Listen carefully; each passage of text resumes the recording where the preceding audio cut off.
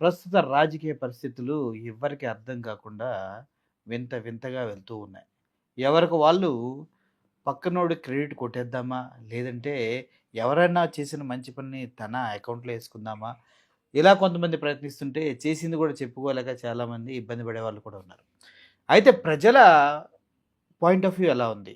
ప్రజలకు సంబంధించి వాళ్ళు ఎలా ఆలోచిస్తూ ఉన్నారు? గతంలో జరిగినటువంటి ప్రభుత్వాన్ని కానీ, ఇప్పుడు మనం చూస్తున్నటువంటి కూటమి ప్రభుత్వం పైన గాని, ప్రజల అభిప్రాయం ఎలా ఉండబోతుంది? ఎందుకంటే కొన్ని వాస్తవాలు ఈ ఇంటర్వ్యూ ద్వారా మీ ముందుకు తీసుకురాబోతున్నాం కాబట్టి, ఈ ప్రాస్పెక్టివ్‌లో ఒకసారి ఆలోచించండి అని చెప్తున్నాం. మనతో సీనియర్ జర్నలిస్ట్, అంతేకాదు ఎంతో స్ట్రెయిట్ ఫార్వర్డెడ్‌గా తను మాట్లాడే ప్రతి మాట నిక్కచ్చిగా అంటారు.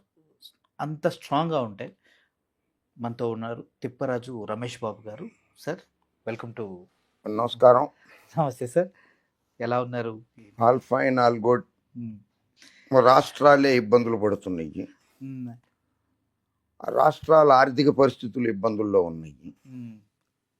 అందులో ముఖ్యంగా ఆంధ్రప్రదేశ్ రాష్ట్ర ఆర్థిక పరిస్థితి అస్తవ్యస్తంగా ఉంది. జీడీపీలో నంబర్ 1 పొజిషను 13వ ప్లేస్‌లో ఉన్నాం. అదిరిపోతుంది. అది ఇది అంటున్నారు కదా! ఆయన. అది కాకమ్మ కబుర్లు చెప్పడానికి, కళ్ళబొల్లి కబుర్లు చెప్పడానికి హ్మ్. ఇబ్బంది లేదు. హ్మ్. అసలు పుట్టడమే అసత్యాలతో పుట్టాం. హ్మ్. నేనే అసత్యాలతోటి పుట్టా. అవునా? నేనే అసత్యాలతోనే పుట్టా నేను. ఎలా ఎలా సార్? అంతే మరి. నేను చెప్పే అసత్యాలు, నా అసత్యాలు వింటే కనుక సత్యహరిచంద్రుడు అనేవాడు బతుకుంటే ఆత్మహత్య చేసుకునేవాడు. గోబెల్స్ గారు అని ఉండేవాడు. గోబెల్స్. ఆ గోబెల్స్ గారు కూడా ఆత్మహత్య చేసుకుని ఉండేవాడు. ఒకసారి కాదు, ఆ! అసత్యం విన్నప్పుడల్లా ఆత్మహత్య చేసుకునేవాళ్ళు అనమాట. అన్నిసార్లు చేసుకుని ఉండేవాళ్ళు. ప్రస్తుతం ఆంధ్రప్రదేశ్‌లో మెడికల్ కాలేజెస్ పైన ఒక రగడ జరుగుతుంది. దానికోసం 1,00,00,000 సంతకాలంటూ సేకరించారు వైఎస్ఆర్‌సీపీ వాళ్ళు. అసలు ఈ మెడికల్ కాలేజెస్ వల్ల ప్రజలకేం ఉపయోగం ఉంది? అసలు దీని వెనక ఉన్నటువంటి నిజానిజాలు మీ పాయింట్ ఆఫ్ వ్యూలో క్లియర్‌గా చెప్పాలని మేము ఆశిస్తున్నాం. వైద్యు నారాయణ హరి అన్నారు. విజనరీ అని అంటే సర్ విన్స్టన్ చర్చిల్ గారు అని ఆయన ఉన్నాడు. ఆయన బ్రిటిష్ ప్రధానమంత్రిగా చేశాడు ఆయన. 1945లో రెండో ప్రపంచ యుద్ధం జరుగుతున్నప్పుడు ఆయన అడాల్ఫ్ హిట్లర్ని రిక్వెస్ట్ చేశాడు. అయ్యా బాబు, నువ్వు నా బ్రిటన్ దేశం మీద, నా లండన్లో కానీ బ్రిటన్లో కానీ ఎక్కడైనా సరే బాంబులు వేసుకో, కానీ 2 చోట్ల మాత్రం బాంబులు వేయకు, వాటిని ధ్వంసం చేయకు అన్నాడు విన్స్టన్ చర్చిల్ గారు. ఏంటంటే అది, ఒకటి విద్యాల సంస్థలు, 2 హాస్పిటల్స్. ఈ రెండింటి మీద మాత్రం బాంబులు వెయ్యకు అన్నాడు ఆయన. ఎందుకంటే ఆ 2 ఉంటే దేశాన్ని ఎప్పుడైనా బాగు చేసుకోవచ్చు. విద్య ఉంటుంది, ఆరోగ్యం పాడైపోతే హాస్పిటల్ ఉంటుంది కనుక ఆ రెండింటి మీద వెయ్యకు, మా దేశాన్ని మీద నువ్వు ఎక్కడైనా బాంబులు వేసుకో అన్నాడు ఆయన. అంటే ఎంత విజనరీయో ఆలోచించండి ఆయన. ఎందుకంటే చదువుకున్నాడు, దేశాన్ని బాగు చేయగలుగుతాడు.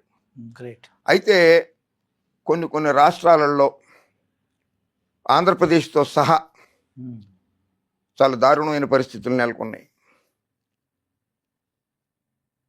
ఇక్కడ మీకు ముందు ఒక 2 విషయాలు చెప్తాను.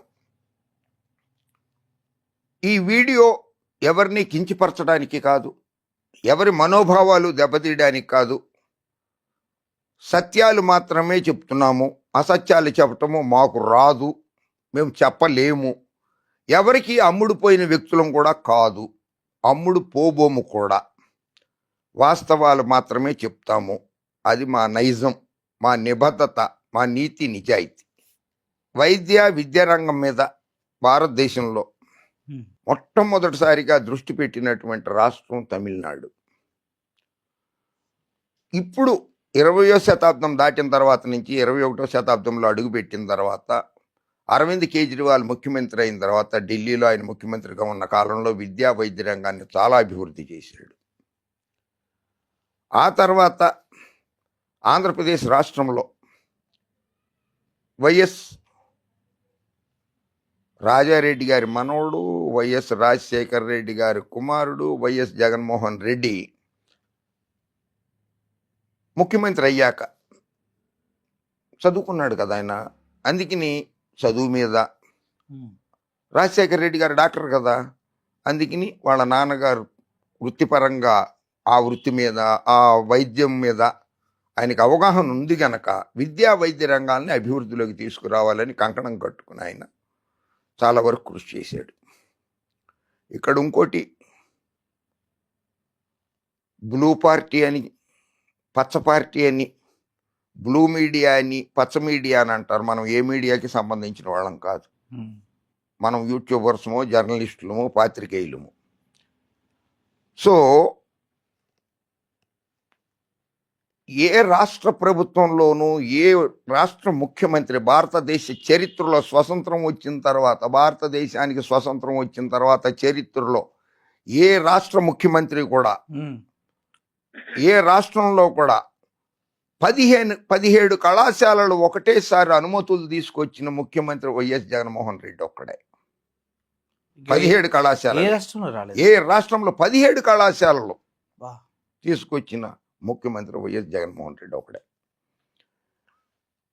అంటే ఆయనకి విద్యారంగం మీద, వైద్య విద్య మీద, ప్రజల ఆరోగ్యం మీద, విద్యార్థుల భవిష్యత్తు మీద ఎంత అవగాహన ఉంది జగన్మోహన్ రెడ్డి గారికి అన్నది ఇక్కడ ఆలోచించాల్సిన విషయం. ఆయనకి ఎంతో అవగాహన ఉన్నది. ఆయన హైదరాబాద్ పబ్లిక్ స్కూల్ స్టూడెంటు, మంచి స్టూడెంటు, మంచి మార్కులతో పాస్ అయ్యాడు. కాపీలు కొట్టి పాస్ అయిన వాళ్ళు ఉన్నారు, ముఖ్యమంత్రులు అయ్యారు.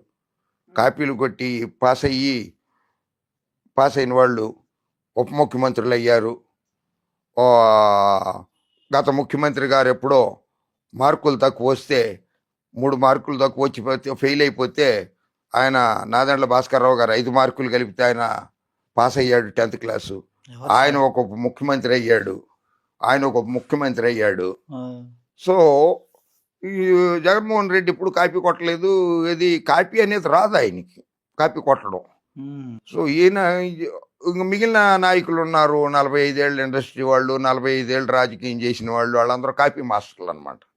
వాళ్ళందరూ కాపీ మాస్టర్లే. అంటే మీరు 45 అంటే మళ్ళీ నేను పేర్లు ఎత్తదలుచుకోలేదు, మీరు కూడా పేర్లు ఎత్తద్దు దయచేసి. ఓకే. పేర్లు కూడా ఎత్తద్దు, ఓకే. పేర్లు ఎత్తకండి. వాళ్ళకే తెలుసు ఎవరెవరు అనేది. సో అక్కడ ఈయన ప్రైవేట్ కాలేజీల్ని ప్రైవేట్ పరం చేయటానికి కూటమి ప్రభుత్వం నిర్ణయం తీసుకున్నది. దానికి క్యాబినెట్ ఆమోదం ఉందా లేదా అనేది ఒక విషయం పక్కన పెడదాం. రెండోది, అప్పణంగా ప్రభుత్వ ఆస్తుల్ని ప్రైవేట్ పరం చేయడానికి కంకణం కట్టుకున్నటువంటి కూటమి ప్రభుత్వానికి జగన్మోహన్ రెడ్డి గారి ఆదేశాల మేరకు, పార్టీ ఆదేశాల మేరకు గత 2 నెలలుగా కోటి సంతకాలు సేకరణ ప్రైవేట్ మెడికల్ కాలేజీలని, ప్రభుత్వ మెడికల్ కాలేజీలని ప్రైవేట్ పరం చేయడానికి వ్యతిరేకంగా కోటి సంతకాల ఉద్యమం చేపట్టారు. Okay, it's good.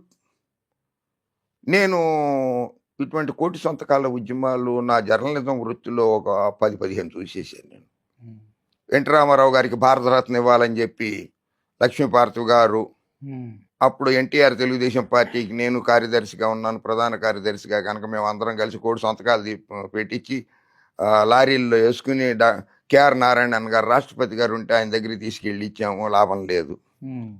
భారతరత్న రాలేదు ఎన్టీ రామారావు గారికి. తెలంగాణ రాష్ట్రం ఇవ్వాలని చెప్పి సోనియా గాంధీ గారికి లారీలు కోటి సంతకాలు ఉద్యమం చేసి తీసుకెళ్ళి ఇస్తే రాలేదు. కోటి సంతకాలు చేయించడం కాదు, బట్ కూటమి ప్రభుత్వానికి ఇది రెఫరెండం మాత్రమే, గ్యారంటీగా ఇది రెఫరెండమే. కూటమి ప్రభుత్వానికి వ్యతిరేకంగా 1,57,00,000 మంది సంతకాలు చేశారు. 1,57,00,000 మంది సంతకాలు చేశారు దీని మీద. 12 కాలేజీల నిర్మాణం పూర్తిగా వస్తున్నాయి. 6 మెడికల్ కాలేజీలు పూర్తి అయిపోయినాయి కూడా ఇప్పటికే. కూటమి ప్రభుత్వం అధికారంలోకి వచ్చిన తర్వాత ప్రజారోగ్యాన్ని అధపాతాళానికి తొక్కేసింది. ఆ మెడికల్ కాలేజీలని వ్యాపార సంస్థలకి, పాపం కార్పొరేట్ మనిషి కదా, కార్పొరేట్ CEO ఆయన, రాష్ట్ర ముఖ్యమంత్రి అని చెప్పి చాలామంది అనుకుంటారు, కానీ సిపిఐ సిపిఎం వాళ్ళు గతంలోనే చెప్పారు, ఆయన చీఫ్ మినిస్టర్ కాదు సీఈఓ అన్నారు, ఆయన కార్పొరేట్ సంస్థలకి సీఈఓ అని చెప్పి అన్నారు కనుక అది ఉచ్చరిస్తున్నాం మనం. నేను అనడం లేదు, అది సిపిఐ సిపిఎం పార్టీ వాళ్ళే అన్నారు అది గతంలో. సో కోటి సంతకాల ఉద్యమం చేశారు. 1,57,00,000 సంతకాలు సేకరించారు అని అంటే 2024 మేలో ఆంధ్రప్రదేశ్ రాష్ట్ర శాసనసభకి ఎన్నికలు జరిగితే తెలుగుదేశం పార్టీకి 1,53,84,576 ఓట్లు వచ్చినాయి. 1,53,84,576 ఓట్లు వచ్చినాయి. అంటే ఇప్పుడు 1,57,00,000 సంతకాలంటే తెలుగుదేశం పార్టీకి పడ్డ ఓట్ల కంటే కూడా 3 లక్షల ఓట్లు ఎక్కువ వచ్చినాయి. అంటే అంతమంది ఆ కూటమి ప్రభుత్వానికి వ్యతిరేకంగా ఉన్నారు అన్నది అర్థమవుతోంది ఈ లెక్క ప్రకారం. అలాగే ఇక్కడ ఇంకో ట్విస్ట్ ఉన్నది.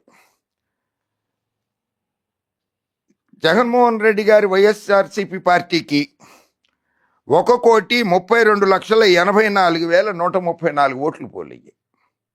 1,32,84,134 ఓట్లు పోలేని.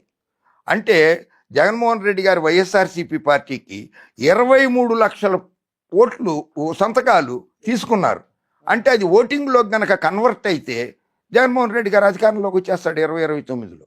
అందుకని నేను అంటున్నది ఇది రెఫరెండమే, కూటమి ప్రభుత్వానికి ఇది రెఫరెండం మాత్రమే. బాగా చెప్పారు.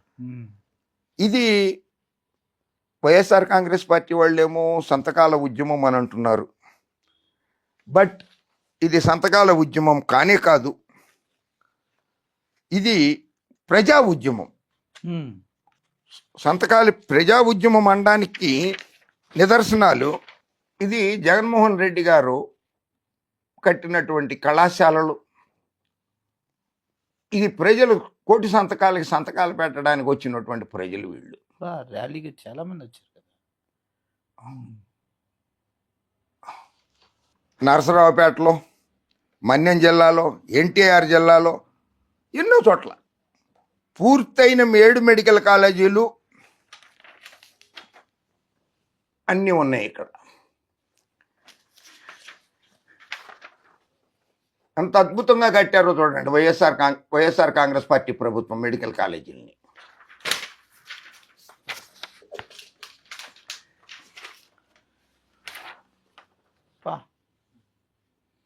విజయనగరం చాలా పెద్ద కట్టారు. Government medical college Vizianagaram,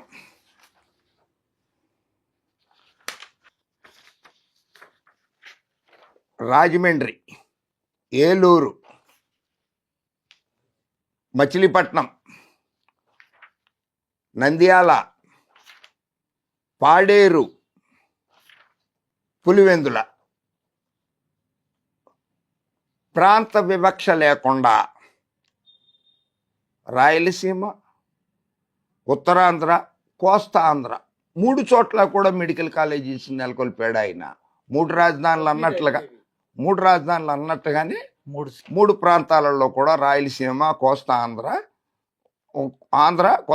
Uttarandhra 3 చోట్ల కట్టారు. పాడేరు ఉత్తరాంధ్ర,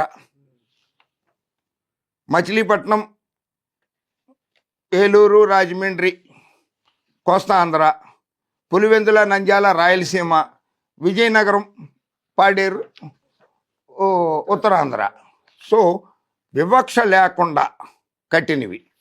మళ్ళీ ఆదోని, మార్కాపురం, మదనపల్లి, పిడుగురాళ్ల, అమలాపురము, బాపట్ల, నర్సీపట్నం, పెనుగొండ, పాలకొల్లు, పార్వతీపురం ఈ కిందవి నిర్మాణంలో ఉన్న కాలేజీలు ఇవి. సో ఇక్కడ కూడా ప్రాంతీయ వివక్ష లేదు, 3 ప్రాంతాలకి ఉన్నాయి. ఇక్కడ మీకు ఇంకో విషయం చెప్పాల్సింది ఏంటంటే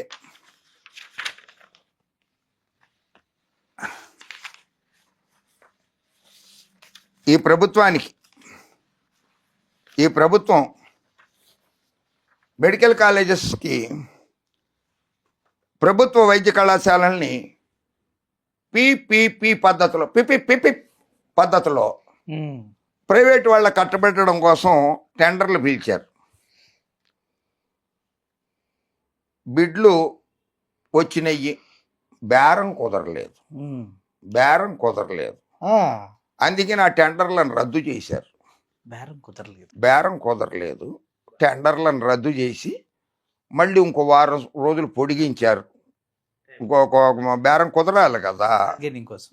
బార్గెన్ నేను అన్ను బేరం కుదరాలి, బేరం కుదరాలి. అందుకోసం అని చెప్పి కొత్తగా ఈ 22వ తారీఖు వరకు పొడిగించారు. అబ్బో. మార్కాపురం, మదనపల్లి, ఆదోని వైద్య కళాశాలలను ప్రభుత్వము ప్రైవేటు పరం చేయాలని పూర్తిగా కంకణం కట్టుకుంది.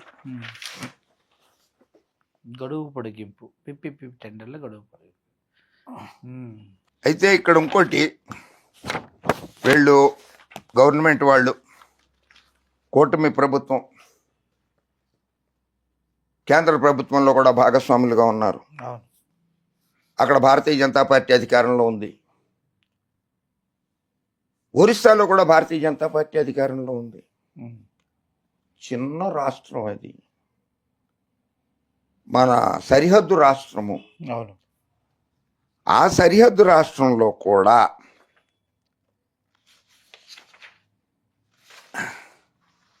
వాళ్ళు ఒరిస్సా ప్రభుత్వం కూడా, Orissa government approves 9 new medical college to boost health care and medical education. In a landmark step to transform medical education and bridge the healthcare gap across the state, the Odisha government has announced the establishment of 9 new medical colleges. These include 4 MBBS colleges, 4 dental colleges and 1 Ayurvedic college, aimed at enhancing the quality and research of healthcare services, especially the unrepresented districts. ఏ జిల్లాల్లో medical కాలేజీలు లేవో ఆ జిల్లాల్లో పెట్టడానికి 9 medical కాలేజీలు, 1 Ayurveda medical college, 4 dental కళాశాలలు, 4 MBBS colleges పెట్టడానికి నిర్ణయం తీసుకున్నది ప్రభుత్వ కళాశాలలు. MBBS కాలేజెస్ జగత్సిపూర్, భద్రక్, దేన్కల్, నాబర్నగర్, అక్కడ 4 చోట్ల మెడికల్ కాలేజెస్ పెడుతున్నారు. అవి వెనుకబడిన జిల్లాలు. అదే పద్ధతిని జగన్మోహన్ రెడ్డి గారిని ఫాలో అవుతున్నారు వాళ్ళు కూడా. జగన్మోహన్ రెడ్డి గారు కూడా పాడేరు వెనుకబడిన ప్రాంతము, మన్యం వెనుకబడిన ప్రాంతము, విజయనగరం వెనుకబడిన ప్రాంతము, అటువంటి చోట్ల ఏర్పాటు చేశారు. జగన్మోహన్ రెడ్డి గారిని వాళ్ళు ఫాలో అవుతున్నారు. డెంటల్ కాలేజెస్ వచ్చి బుర్లా, బెర్హంపూరు, బోలంగీరు, కేంజహారు, మయూర్గంజ్, ఫుల్బని అనే చోట్ల డెంటల్ కళాశాలలు పెడుతున్నారు. ఆయుర్వేదిక్ మెడికల్ కళాశాల 2025 నుంచి స్టార్ట్ అవుతున్నాయి ఈ కాలేజెస్ కూడా. అటువంటిది పక్కనున్న రాష్ట్రము భారతీయ జనతా పార్టీలో వీళ్ళు భాగస్వాములు అయ్యుండి కూటమి ప్రభుత్వము, ఆంధ్రప్రదేశ్లో కూడా భారతీయ జనతా పార్టీ భాగస్వామి, మంత్రివర్గంలో కూడా ఉన్నది. మరి ఇక్కడ ఎందుకు వాళ్ళు నోరు మెదపడం లేదు? ప్రైవేట్ కళాశాలలకు ప్రభుత్వ కళాశాలని ప్రైవేట్ కళాశాలలుగా మారుస్తుంటే భారతీయ జనతా పార్టీ ఎందుకు కామ్గా కూర్చుంటోంది? నోరు మెదపడం లేదు. అలాగే ప్రశ్నిస్తానన్న నాయకుడు ఒక ఆయన ఉన్నాడు. ఆయన భారతీయ జనతా పార్టీతో ఈ కూటమి ప్రభుత్వంలో కంటే కూడా పెద్ద ఆయన, 45 ఏళ్ల సర్వీసు, 45 ఏళ్ల అనుభవం ఉన్న ఆయన కంటే ముందు నుంచి భారతీయ జనతా పార్టీతో పొత్తులో ఉన్నాడు కనుక ఆయన ఎందుకు నోరు మెదపడం లేదు? ఆయన ఎందుకు ప్రశ్నించడం లేదు? ప్రశ్నించట్లా. ఎందుకంటారు? ఎందుకంటే ఎన్నికలు ఖరీదైపోయినాయి, డబ్బులు కావాలి. సో బేరాలు కుదరాలి, అందులో కమిషన్లు వస్తాయి, దాంతో పార్టీ మళ్ళీ వచ్చే ఎన్నికల్లో పోటీ చేయడానికి డబ్బులు ఖర్చు అవుతాయి. అవన్నీ ఉంటాయి, కొన్ని లెక్కలు ఉంటాయి. అవన్నీ మనం అడగకూడదు, మనం ప్రశ్నించకూడదు. వాళ్ళు ఎవరు అడగకూడదు, ఎవరు ఏ వ్యవస్థ కూడా అడగకూడదు, ఏ వ్యవస్థలే అడగకూడదు. వాళ్ళని మీడియా వాళ్ళకి కూడా హక్కు లేదు. హరించేశారు, ఇది ఇప్పుడు హరించేశారు. ఇవి ఒరిస్సాలోని medical colleges. District wise list new medical colleges of in Odisha.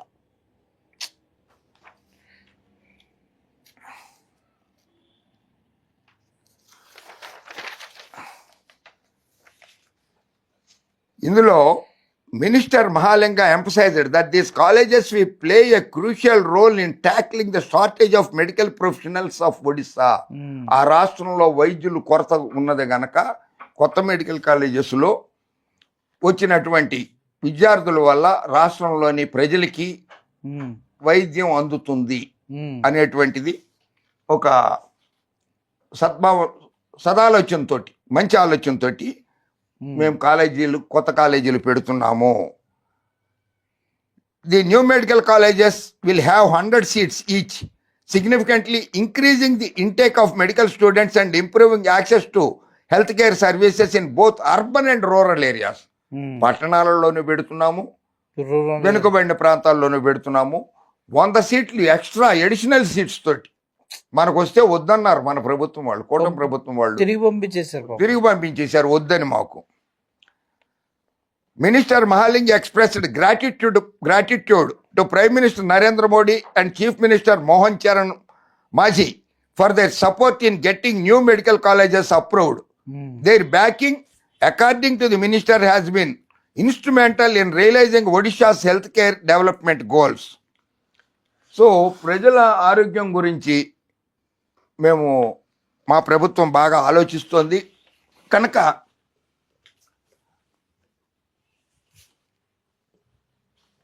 మేము కొత్త కాలేజెస్ పెడుతున్నాము, ప్రజా అవసరాల దృష్ట్యానే మేము పెడుతున్నాము అని చెప్పి వాళ్ళు చెప్పారు.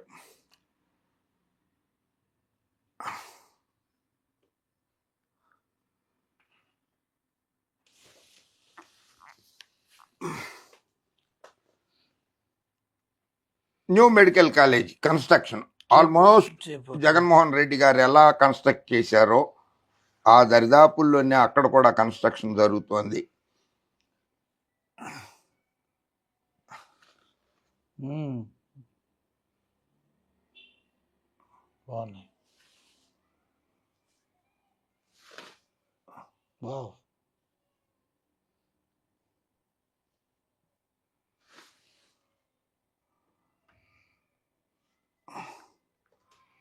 సో పక్క రాష్ట్రాల వాళ్ళని చూసైనా సరే కూటమి ప్రభుత్వం ఎప్పటికైనా జోష్లోకి హోష్లోకి వచ్చి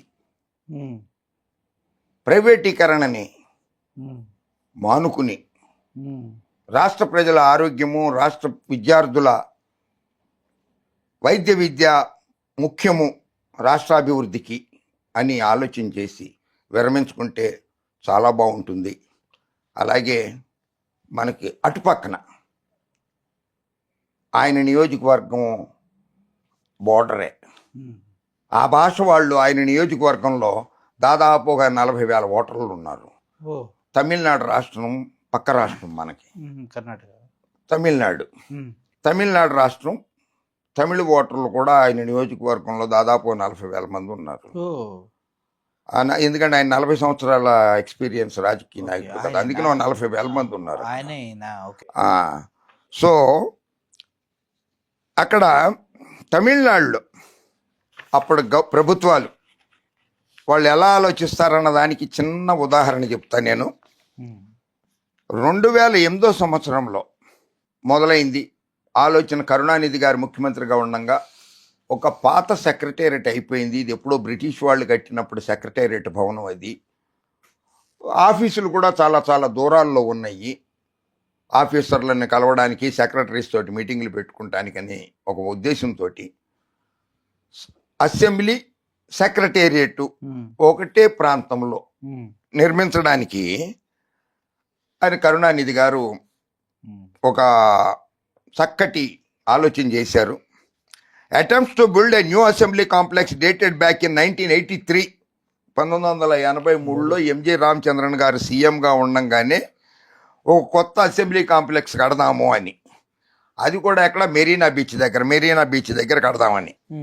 తర్వాత దానికి అనుబంధంగా కూడా తిరుచిరాపల్లిలో కూడా ఒక సెక్రటేరియట్ సెకండ్ది, అంటే నాగపూర్లో అసెంబ్లీ నడుస్తుంది, ముంబైలో అసెంబ్లీ నడుస్తుంది, శ్రీనగర్లో అసెంబ్లీ నడుస్తుంది, జమ్మూలో అసెంబ్లీ నడుస్తుంది, డెహ్రాడూన్లో అసెంబ్లీ నడుస్తుంది, నైనిటాల్లో అసెంబ్లీ నడుస్తుంది వాళ్ళకి, ఉత్తరాఖండ్ వాళ్ళకి.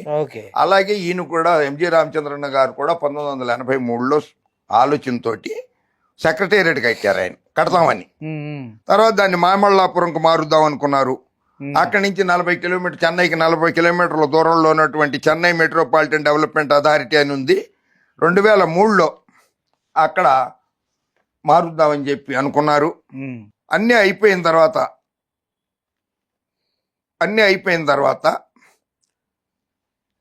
కరుణానిధి గారు వచ్చిన తర్వాత అధికారంలోకి ఆయన చెన్నైలో మెయిన్ రోడ్డు మీద ఉంటుంది. అక్కడ ఒక సెక్రటేరియట్ అన్నీ కలిపేసి ఉమ్, 4200 కోట్ల రూపాయలు అది ఓకే. ఆ ప్రాజెక్ట్. ఉమ్, అట్లా ఆయన సెక్రటేరియట్ కట్టించారు. అక్కడ కట్టిస్తే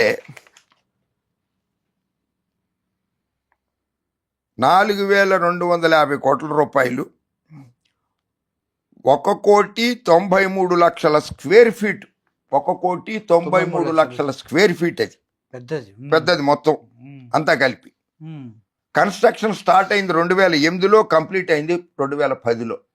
2 ఏళ్లలో కట్టేశారు. అంతే, జస్ట్ 2 years. 2 yearsలో కట్టేశారు. మార్చి 13, 2010 నాడు భారతదేశ ప్రధానమంత్రిగా ఉన్నటువంటి డాక్టర్ మన్మోహన్ సింగ్ గారు ఆ హాస్పిటల్ ఆ అసెంబ్లీని ఇనాగరేషన్ చేశారు. ఉమ్, అదే సంవత్సరంలో కరుణానిధి గారు ఉమ్, ఎన్నికలు జరిగినాయి. కరుణానిధి గారు ఓడిపోయారు. ఓడిపోగానే జయలలిత గారు అధికారంలోకి వచ్చారు.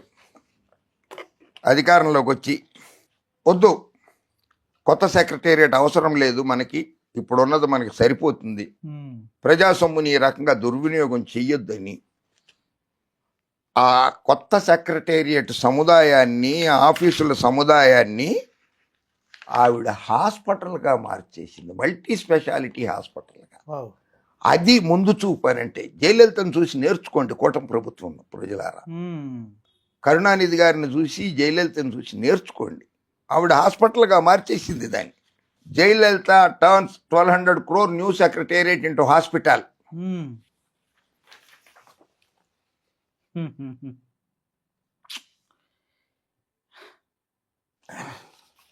ఈవెన్ 2011లోనే అంత గొప్పగా ఆలోచించారు వాళ్ళు. ఆ, all India institute of medical sciences అని ఢిల్లీలో ఉంటుంది. ఉమ్, దానికి ధీటుగా కట్టారు ఈ హాస్పిటల్ని చెన్నై వాళ్ళు, తమిళనాడు వాళ్ళు. The hospital will be established in block A of the complex, Jayalalithaa said, announcing a dramatic overturning of a major project of the previous DMK government, which was considered as being close to Karunanidhi's heart. ఉమ్, ఆయన కరుణానిధి గారు కట్టినటువంటి secretariat భవనాన్ని హాస్పిటల్గా మార్చింది. అది మనమేమో జగన్మోహన్ రెడ్డి గారు కట్టినటువంటి కాలేజెస్ని అమ్మేస్తున్నాం, తప్పది. ప్రైవేట్ వాళ్ళకి దారాదత్తం చేస్తున్నాం, తప్పది. ప్రైవేట్ వాళ్ళకి లీజుకి ఇస్తున్నాం, తప్పది. పీపీపీ పద్ధతిలో ప్రజలకే అంతా మేలు జరుగుతుంది, అడ్వాన్స్డ్ టెక్నాలజీ వస్తుంది, ప్రైవేట్ వాళ్ళు ఏముంది వచ్చి వెళ్ళిపోతారు 20 సంవత్సరాల్లో అని చెప్తున్నారు చంద్రబాబు నాయుడు గారు. దీన్ని చెప్పటానికి ఏమున్నది, అవన్నీ ఎన్ని చూడలేదు. ఇక్కడ ఇవ్వలేదా? ఇక్కడ 800 ఎకరాలు ఇచ్చారు హైదరాబాద్లో. ఆయన ముఖ్యమంత్రిగా ఉన్నప్పుడు నేను ఆయన పేరు ఎందుకంటే నాకు ఆయన అంటే చాలా గౌరవం. ఓకే. అమ్మో, ఆయన పేరు ఉచ్చరించడానికి, ఆయన కొడుకు పుత్రరత్నం గారి పేరు ఉచ్చరించడానికి, ఆ సినిమా హీరో గారి పేరు ఉచ్చరించడానికి మనం సరిపోం. అందుకని వాళ్ళ పేర్లు ఉచ్చరించాలంటే ఏ క్వాలిటీ కావాలో కూడా మనకు సరిపోం. ఎందుకంటే ఆయన మోడీ గారే ఆయనకంటే జూనియర్, అందుకని మనం ఎవరో అటువంటి వాళ్ళ పేర్లు ఎత్తకూడదు. ఆ పేర్లు ఎత్తకుండా ఉంటే ఆరోగ్యకరం, మనకి ఆరోగ్యంగా ఉంటుంది మనకి. అటువంటి వాళ్ళ పేర్లు ఎత్తకూడదు. సీనియర్ అయ్యండి మీరే ఎత్తట్లేదు. ఎత్తకూడదు. అమ్మో భయపడుతున్నారు సార్ బాగా. Tamil Nadu government multi super speciality hospital, ఆహా, ల్యాండ్ మార్క్తో సహా మార్క్ చేసి పెట్టారు చూడండి. ఇది ఇంత మంచి నిర్ణయాలు తీసుకుంటున్నాయి పక్క రాష్ట్ర ప్రభుత్వాలు కూడా. మొన్న ఈ మధ్య మళ్ళీ Omandurar multi super speciality hospital will not be reconverted into Tamil Nadu secretariat, says health minister. మళ్ళీ సేమ్ ఇప్పుడు కూడా స్టాలిన్ ముఖ్యమంత్రి అయ్యాడు. మా నాన్నగారు కట్టిన బిల్డింగ్ని, అసెంబ్లీ బిల్డింగ్ని తీసుకెళ్లి హాస్పిటల్ మార్చేసావు. ఈ హాస్పిటల్ వేరే చోట కడదాము, దీన్ని అసెంబ్లీ చేద్దామని చెప్పి ట్రై చేశారు. స్టాలిన్కి రాలా. ఆ, స్టాలిన్ జయలలిత గారు ఏ పథకాలు ప్రవేశపెట్టి అమ్మ ఒడి, ఇక్కడ అమ్మ ఒడిలాగా జయ అమ్మ ఒడి, జయ అవన్నీ ఉన్నాయి కదా, ఆవిడ పేరు మారుస్తామని చెప్పి అధికారులు వెళ్తే ఆవిడ పేరు ఉంటే నాకు వచ్చే నష్టం ఏందయ్యా, ఆవిడ పేర్లు అలాగే ఉంచిన పేర్లు మార్చొద్దని చెప్పాడు ఆ పథకాలకు కూడా. That is Stalin. మనకి ఇక్కడికి వచ్చిన తర్వాత, ఈ కూటమి ప్రభుత్వం వచ్చిన తర్వాత కొన్ని జిల్లాల పేర్లే మార్చేస్తున్నారు, కొన్ని ప్రాంతాల పేర్లు మారుస్తున్నారు, అన్ని మారుస్తున్నారు. స్టాలిన్ మార్చలా. ఆవిడ పాపం పెట్టుకొని ఉండి, ఆవిడ ఎలాగో లేదు కదా, ఇప్పుడు స్వర్గస్వరాలైపోయింది, ఆవిడకి గౌరవం ఇవ్వాలి మనము. కనుక ఆ పేర్లతోటి వచ్చే ఇబ్బంది ఏం లేదు. మన పరిపాలన చక్కగా చేస్తే ఆ పేర్లు మారిస్తే ఏమొస్తుంది మనకి? సేమ్ అది స్కూల్ పిల్లల బ్యాగుల విషయంలో కూడా అటువంటిది జరిగింది. ఆవిడ బొమ్మ ఉందండి అంటే ఉంటే ఉండండి, ఉండని. బ్యాగులు ఎందుకు వెయిట్ చేయాలి, ఎందుకు ఇవ్వండి పిల్లలకి ఇవ్వండి అన్నాడు. మన వాళ్ళు కొత్త బ్యాగులు ఇస్తారు మొత్తం. అందుకని అది లేదు. రీసెంట్గా దాన్నే 400 అవుట్ పేషెంట్స్ ఉండే వాళ్ళకి 500 అవుట్ పేషెంట్స్ చేశాడు పెంచారు స్టాలిన్. 1500 నుంచి 2000 వరకు బెడ్స్ అందులో పెంచారు. Health minister Subramaniam on Thursday ruled out reconverting the Tamil Nadu government multi super speciality hospital Chennai into state secretariat. The hospital premises was originally the new secretariat complex and was constructed by the erstwhile Karunanidhi government in 2010. However, after Jayalalitha returned to power in 2011, she moved the secretariat back to Fort St. George and subsequently converted the new secretariat complex into multi-super specialty hospital. అయినా సరే మళ్ళీ దాన్ని hospital లాగానే ఉంచాడు. మార్చలా స్టాలిన్ గారు, మార్చలేదు. Private పరము చేసేయలేదు మన దగ్గరలాగా.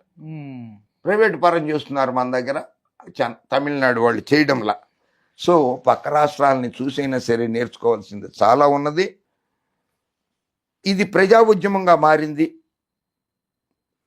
ఈరోజు 18 డిసెంబర్ 2025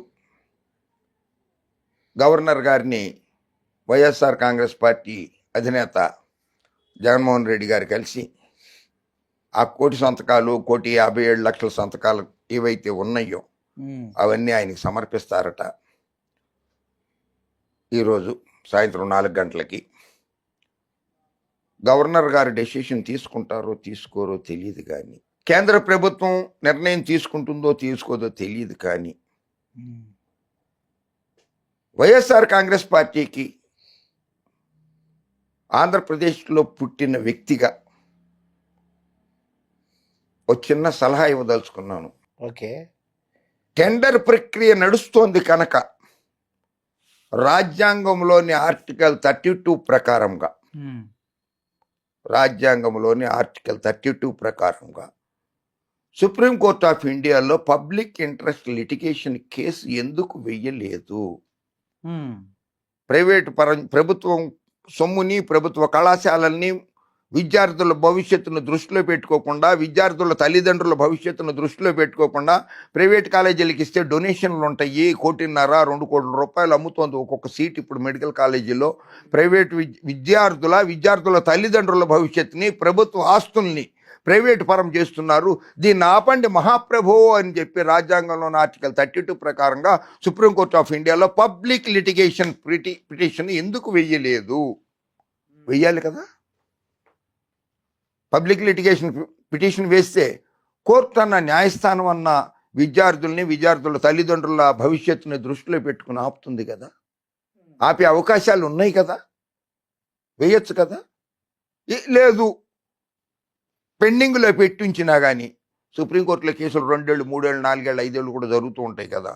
నాకు తెలిసి భారతదేశం స్వాతంత్రం రాకముందు నుంచి ఒక కేసు ఇంకా పెండింగ్లోనే ఉంది సుప్రీంకోర్టులో. భారతదేశం స్వాతంత్రం రాకముందు నుంచి నడుస్తున్న కేసు 75 సంవత్సరాలు 76 సంవత్సరాలు దాటిపోయింది, ఇంకా కేసు అలాగే పెండింగ్లోనే ఉంది. తర్వాత ఆ ఇష్యూ తర్వాత ఇంకో వీడియోలో చెప్తాం. అది ఉన్నది, అది ఆ కేసులు అలాగే పెండింగ్ ఉన్నాయి. 153 years కేసు కూడా ఒకటి పెండింగ్లో ఉన్నది. కేసు బ్రిటిష్ వాళ్ళు పరిపాలించిన కేసులు కూడా పెండింగ్లో ఉన్నది. అంటే 5,80,000 కేసులు పెండింగ్లో ఉన్నాయి కదా. ఆ కేసుల్లో ఒకటో రెండో ఉంటాయి అటువంటివి. తప్పదు. సో వైఎస్ఆర్ కాంగ్రెస్ పార్టీ వాళ్ళు ఇప్పటికైనా సరే సమయం మించిపోలేదు. బిడ్డింగ్ స్టేజ్లోనే ఉంది గనక, ఇంకా టెండర్ల స్టేజ్లోనే ఉంది. అది టెండర్ల ఇచ్చేసిన తర్వాత కోర్టుకి వెళ్తామనంటే వాళ్ళు ఇచ్చేసేంతవరకు మీరు ఏం చేశారని కోర్టు అడుగుతుంది కనుక ఇప్పుడే టెండర్ల స్టేజ్లోనే ఉంది కనుక ఇప్పుడే కోర్టుకి వెళ్తే న్యాయస్థానం అన్నా సరే న్యాయం చేస్తుందేమో. అటు కేంద్ర ప్రభుత్వం చేయకపోయినా, మెడికల్ కౌన్సిల్ ఆఫ్ ఇండియా వ్యతిరేకించకపోయినా న్యాయస్థానం అన్నా సరే, న్యాయదేవత ప్రజల పక్షాన్ని నిలబడి, విద్యార్థుల తల్లిదండ్రుల పక్షాన్ని నిలబడి న్యాయం చేకూరుస్తుందని ఆశిద్దాము. ఇక్కడ ఆంధ్రప్రదేశ్ ప్రజలు గమనించాల్సిన విషయం ఏంటంటే, రైతుల్ని నట్టేట ముంచి, అసలు ముంచాల్సిన అవసరం లేదనుకో, ప్రకృతి ముంచుతూ ఉంటుంది పాపం వాళ్ళని. పాపము ఎందుకంటే పక్కన కృష్ణా నది, అట్లా పాపం ఆ ఊరోళ్ళు ఎట్లా ఉన్నారా ఏంటి అని చెప్పి అప్పుడప్పుడు చూసి వెళ్ళిపోతూ ఉంటుంది అనమాట. అది వానలు వస్తే వరదలు వస్తాయి, వరదలు వచ్చేసి కృష్ణానది వచ్చి అప్పుడప్పుడు ఎలా ఉన్నారు ఈ ప్రజలు, బాగున్నారా లేదని చూసి వెళ్ళిపోతూ ఉంటుంది అనమాట రాజధాని ప్రాంతాన్ని. ఆ రాజధాని ప్రాంతం అలా ఉండిపోయింది. 30,000 ఎకరాలు, ఇప్పుడు మళ్ళీ కొత్తగా ఇంకో 50,000 ఎకరాలట. ఇవన్నీ కూడా కట్టాలి. ఒక 5 ఏళ్ళు చూపించేశారు. అక్కడ సింగపూరు, టోక్యో, లండన్ను, ఆమ్స్టర్డాము, వాషింగ్టన్ను, న్యూయార్కు, మలేషియా, ఏవేవి కనపడ్డాయి ప్రపంచంలో కొత్త బిల్డింగ్లన్నీ చూపించేశారు. అవును, గ్రాఫిక్స్ కూడా చేశారు. గ్రాఫిక్స్ కాదు, అది చూపించారు. అవి ప్రజలకు చూపించారు. గ్రాఫిక్స్ అనకూడదు, చూపించారు.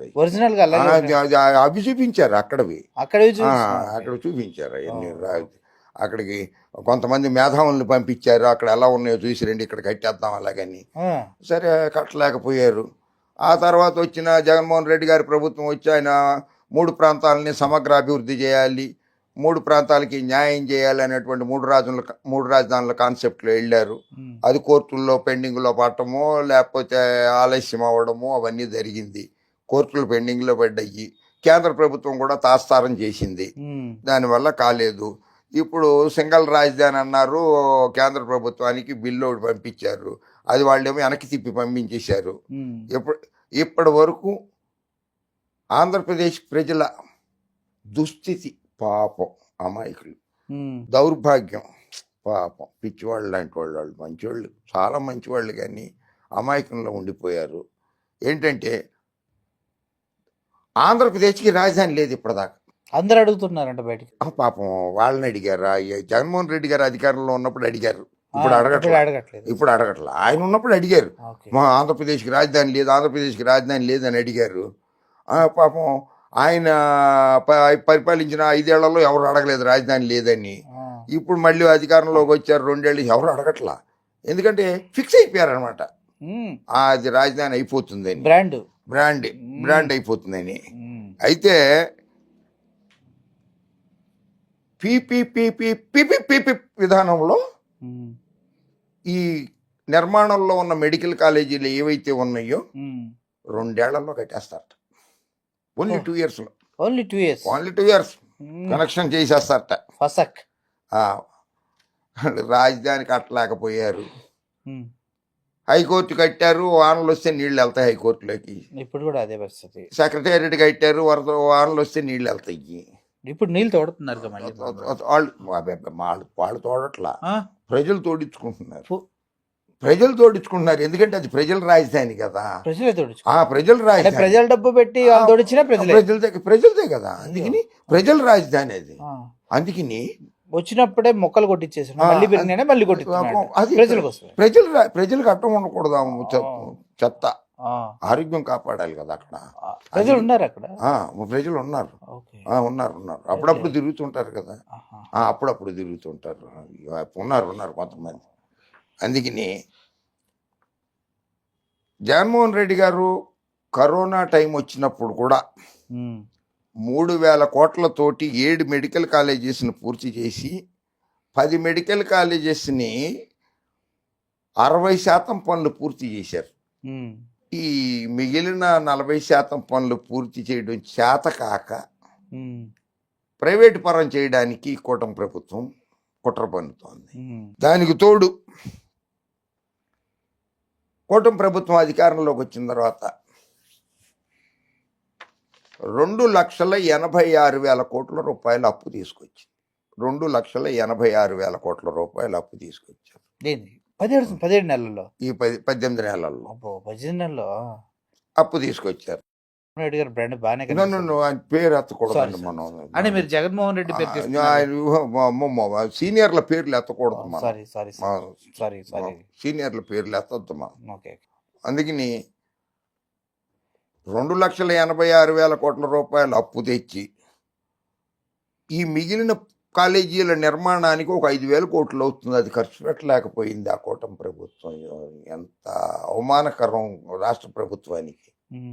కూటమి ఒక 5,000 కోట్ల రూపాయలు ఖర్చు పెడితే 10 మెడికల్ కాలేజీలు పూర్తయ్యి విద్యార్థులకి ఎంత ఆసరాగా ఉంటుంది. విద్యార్థులు చదువుకుంటానికి అందులో హాస్పిటల్, కాలేజే కాకుండా కాలేజీకి అటాచ్డ్గా హాస్పిటల్స్ కూడా ఉంటాయి. ఎంతమంది రోగులకి మంచి సదుపాయాలు కలుగుతాయి. పేదలకు నిరుపేదలకు డైరెక్ట్గా యాక్సెస్ వెళ్ళిపోవడానికి. కాదు కాదు సార్, నాకు డౌట్. ఇప్పుడు జగన్మోహన్ రెడ్డి పేరు తీస్తున్నాయింది అనుకోకండి. ఆయన కరోనాలో వచ్చిపోయిన, ఆయన లోటు బడ్జెట్లో ఉన్న, వెళ్ళే ముందు అకౌంట్ కేవలం 100 కోట్లు పెట్టి వెళ్ళినా ఆయన అన్ని కాలేజెస్ ఎలా కట్టగలిగాడు అసలు? అదే కదా మా విజనరీ ఎందుకు కట్టలేకపోతున్నారు? అది visionary corporate man. Corporate CEO అని చెప్పారు కదా. నేను అనలేదు. ఆ సిపిఐ సిపిఎం వాళ్ళు ఆ రోజుల్లో ఆయనకి పెట్టిన పేరు అది. మనం పెట్టలేదు, మీరు పెట్టలేదు, నేను నాకు సంబంధం లేదు. నీకు సంబంధం లేదు, నాకు సంబంధం లేదు. అది ఆయన సిపిఐ సిపిఎం వాళ్ళు పెట్టారు ఆ పేరు. 2,86,00,000 రూపాయలు అప్పు తెచ్చి 5,000 కోట్లు ఖర్చు పెట్టడానికి చేతులు రావడం లేదు ఆ ప్రభుత్వానికి, విజనరీ ప్రభుత్వానికి, ఆంధ్రప్రదేశ్ ప్రభుత్వానికి. 1,05,000 కోట్ల రూపాయలు కావాలి రాజధాని కట్టడానికి అని చెప్పి 7 ఏళ్ల క్రితం చెప్పారు. అవును. ఇప్పుడు పరిస్థితులు మారినాయి, రేట్లు కూడా పెరిగినాయి. సిమెంట్ రేటు పెరిగింది, ఇనుము రేటు పెరిగింది, భూమి రేటు పెరిగింది, అన్నీ పెరిగినాయి కనుక అది ఒక 3 లక్షల 5 లక్షలు అయిపోతుంది. అది అంతేనా? 3 లక్షలు 5 లక్షల దాకా అవుతుంది రాజధాని కట్టాలంటే. అంటే ఈ రాజధాని అనేది ఒక 30 ఏళ్ళు బంగారు గని. అది తవ్వుకోవడం అని వాళ్ళు, అది బంగారు గనిగా కోలార్ మైన్స్ అక్కడ ఎంత దూరంలో, ఎందుకు మన ఆంధ్రప్రదేశ్లోని మైన్స్ ఉన్నది, బంగారు గని ఉంది మనకని చెప్పి వాళ్ళు నిర్ణయం చేసేసుకున్నారు. 4,000-5,000 కోట్లు ఖర్చు పెట్టి ప్రభుత్వ కళాశాలలు, వైద్య కళాశాలలు, దానికి అటాచ్మెంట్గా హాస్పిటల్స్ ఉంటే పేద మధ్యతరగతి ప్రజలకి ఎంత చక్కగా ఉపయోగపడేవి. ఈ మధ్య కాశీబుక్కలో తొక్కిసలాట జరిగింది. ఓ 10-15 మంది భక్తులు చనిపోయారు, 20 మంది. అక్కడ కొన ఊపిరితో ఉన్న ప్రాణాలని పరామర్శించడానికి వెళ్ళిన మాజీ మంత్రి సిదిరి అప్పలరాజు వాళ్ళ ప్రాణాలు కాపాడాడు. కరెక్ట్, కొంతమందిని కాపాడాడు. మళ్ళీ అదే కాశీబుక్ రిమోట్ విలేజ్ నుంచి హాస్పిటల్కి తీసుకెళ్ళడానికి ఎంత దూరం ప్రయాణం చేయాల్సి వచ్చేది? చాలా దూరం ఉంటుంది. బస్ ఫెసిలిటీ లేదంటే అక్కడికి బస్ ఫెసిలిటీ లేదు. ఓకే, అటువంటిది సిదిరి అప్పలరాజు గారిని ఉదాహరణగా తీసుకోండి. ఇట్లా ఆయన డాక్టర్ కనుక ఫటాఫటా హెల్ప్ చేసి చేసి కాపాడాడు. అలాగే ఎక్కువ మంది వైద్యులు కనుక తయారైతే ఆంధ్రప్రదేశ్ రాష్ట్రంలో ఆరోగ్య సమస్యలు తీరిపోతాయి కదా. 10 కరోనాలు వచ్చినా సరే డాక్టర్లు మన ప్రాణాలు కాపాడతారు కదా, మన ప్రాణాలు పోవు కదా. అయితే ఏంటంటే కరోనా కంటే పెద్ద కరోనా రాష్ట్రానికి పట్టేసింది. ఏం సార్ అది? కరోనా కంటే పెద్ద కరోనా. కరోనా కంటే పెద్ద కరోనా ఆంధ్రప్రదేశ్లోనే ఉంది. ఆంధ్రప్రదేశ్కి. ఏంటి సార్ అది? అదే వైరస్. అది అమ్మో, అది మనుషుల్ని చంపదు, మనుషుల రక్తాన్ని తాగుతూ ఉంటుంది, వాళ్ళు కట్టే పన్నుల్ని భోజనం చేస్తూ ఉంటుంది అన్నమాట. అందుకని ఆ కరోనా ఉంది. కరోనా కంటే పెద్ద వైరస్ ఇది. దీని కొత్త పేరు కూడా లేదైతే. ఇంకప్పుడే పెట్టలేదు ఎవరు. ఆహాహా. పెడదాం కొద్ది కాలం అయితే ఆ, పెట్టేవాళ్ళు ఉంటారు, ఉంటారా? పెట్టేస్తారు వాళ్ళు. ఓకే, మనం మాత్రం పెట్టద్దు. మనం పెట్టద్దు, అమ్మో మనం పెట్టద్దు, ఓకే. మనం పెట్టద్దు. మరి ఈ కరోనా నుంచి ప్రజల్ని ఎలా కాపాడుకో, ప్రజల నుంచి అంతకన్నా పెద్దదాని ఈ నుంచి. వైరస్ని కాపాడాలని అంటే ఉం. మంచి వాసన వచ్చే పువ్వు ఉందే, ఆ. ఆ వాసన వచ్చే పువ్వు, ఆ, ఆ పువ్వుని గ్లాసులో వేసి నీళ్లు పోసి ఆ గ్లాసులో వేసి అలా అలా అలా తిప్పేసి నేలకేసి పటక్కన కొట్టామనుకో ఆ కరోనా మటాష్. ఓ ఇదేదో పల్లెలు తీసుకుని డమ్ములు కొట్టినట్టు ఏదేదో మీరు బయటకు వచ్చి విజిల్స్ ఏమన్నట్టు చెప్తున్నారు కదా, అంతేనా? అంతే. అదే. ఆ పువ్వు తీసుకుని ఆ, ఆ గ్లాసులో వేసి ఆ, టపక్కన కొడితే ఆ. పువ్వు నలిగిపోతుంది, గ్లాస్ పగిలిపోతుంది, కరోనా మాత్రం అక్కడ కరోనా కూడా పోతుంది పోతుంది. ఆ దెబ్బకి. మా గ్లాసు పువ్వు అంటే భయం ఆ కరోనాకి. అమ్మో, ఆ, ఈ విషయం నాకు తెలియలేదు. అది కూడా మనం సైకిల్ వేసుకుని వెళ్ళాలి, ఉం. గ్లాసులో నీళ్లు పోసి పువ్వు వేసి అందులో కొడితే ఆహా. ఆ సైకిల్ కూడా పంచర్ పడిపోతుంది కదా, ఆ. సైకిల్కి అది పంచర్ గాజు పడుతుంది, ముక్కలు తగిలి. గ్లాస్ పగిలిపోతుంది, పువ్వు చితికిపోతుంది, నలిగిపోతుంది. ఓకే. సో అదే దానికి మంచి మందు అన్నమాట. ఓకే. ఓకే. Okay, okay. కనుక గ్లాస్ అది సైకిల్ పువ్వు, గ్లాస్ సైకిల్ పువ్వు. ఓకే. ఓకే. ఇదేదో నాకు ఏదో అందుతుంది సార్ సిగ్నల్. అది అర్థం చేసుకునే వాళ్ళు అర్థం చేసేసుకుంటారు. ఓకే. ఓకే. మనం మనం మాత్రం చెప్పకూడదు, అనకూడదు బయటికి. మనం చెప్పకూడదు, అయ్యయ్యో. అందుకని వాళ్ళు చేసేసుకుంటారు. ఉం. కనుక ఆంధ్రప్రదేశ్ ప్రజలకి నమస్కారం, కూటమి ప్రభుత్వానికి నమస్కారం. మెడికల్ కాలేజీల ప్రైవేటీకరణని విరమించుకోవాల్సిందిగా దేశ ప్రజలందరి తరఫున, ముఖ్యంగా ఆంధ్రప్రదేశ్ ప్రజల తరఫున కోరుకుంటున్నాను. ప్లీజ్, నాది కూడా అదే రిక్వెస్ట్ అండి. Thank you sir.